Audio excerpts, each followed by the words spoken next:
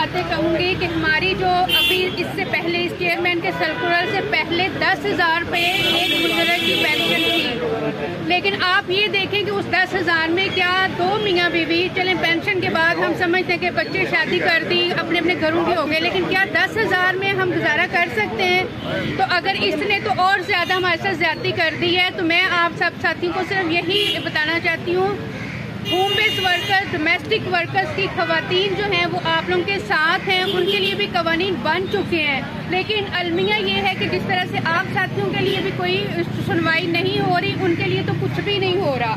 तो आप लोगों के साथ हैं हम लोग, आप अपनी जद्दोजहद को आगे लेके जाएं। कम से कम 98% हम लोग हैं यहाँ पे। हमारे मुल्क के अंदर 9 करोड़ हम मजदूर बसते हैं, 25 करोड़ की आबादी है, तो 9 करोड़ अगर हम इकट्ठे हो जाएं और हम अपना हक मांगे तो क्या हमें नहीं देंगे?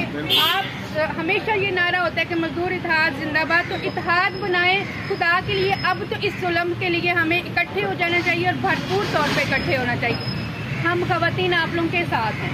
बहुत शुक्रिया।